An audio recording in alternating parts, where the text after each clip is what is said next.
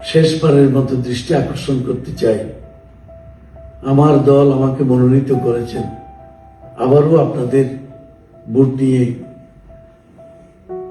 বিজয়ী হয়ে পার্লামেন্টে জনগণের সেবা করার জন্য, আপনাদের সেবা করার জন্য। অনেক সমস্যা আমাদের উকিয়া টেকনাফে।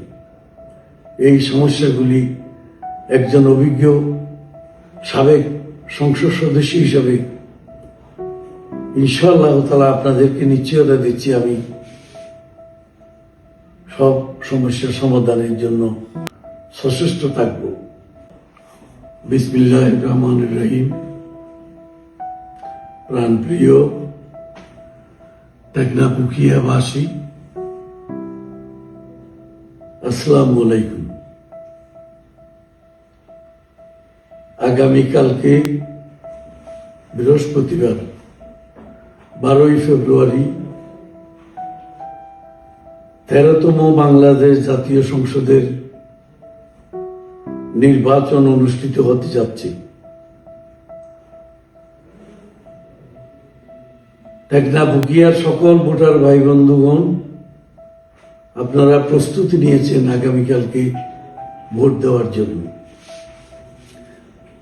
তফসিল ঘোষণার পর থেকে আমরা বাংলাদেশ জাতীয়তাবাদী দল এবং তার বিশাল কর্মী বাহিনীকে নিয়ে আমরা সকল মানুষের সাথে সকল গ্রামগুলিতে মহল্লায় মহল্লায় গিয়ে আমরা দেখা করে আপনাদেরকে আমাদের দলের উদ্দেশ্য, আদর্শ এবং করণীয় বলেছি। সভা সমিতি করেছি, উঠোন বৈঠক করেছি, হাউস ওয়ার্ক করেছি। তারপরেও যদি আমরা অনেকের ধারে পৌঁছতে না পারি, আমরা তার কাছ থেকে ক্ষমা প্রার্থনা করছি।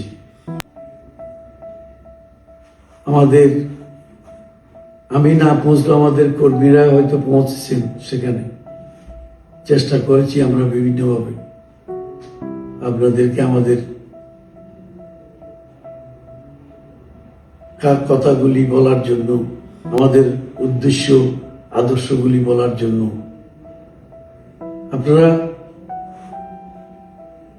আমি বিশ্বাস করি আমার বিগত 50 বছর টেকনাফ উকিয়ার মানুষের জন্য নিঃস্বার্থভাবে আমি কাজ করেছি।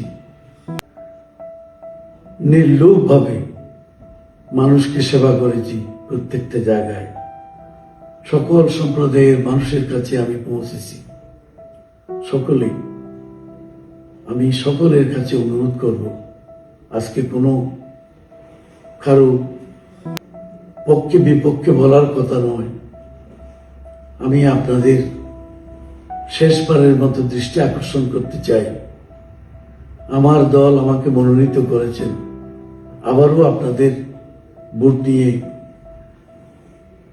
বিজয়ী হয়ে পার্লামেন্টে জনগণের সেবা করার জন্য, আপনাদের সেবা করার জন্য। অনেক সমস্যা আমাদের উকিয়া টেকনাফে।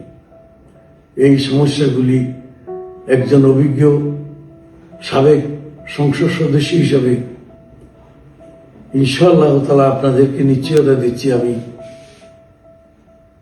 সব সমস্যার সমাধানের জন্য সচেষ্ট থাকব। আল্লাহর রহমতে আমি আপনাদের সহযোগিতা নিয়ে অন্যান্যদের চেয়ে আমি ভালো পারফরমেন্স রেখে আপনাদের সেবা করার প্রতিশ্রুতি দিচ্ছি।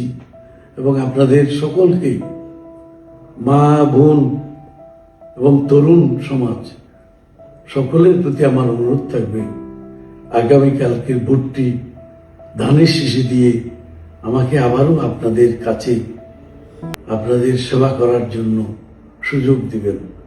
ধন্যবাদ।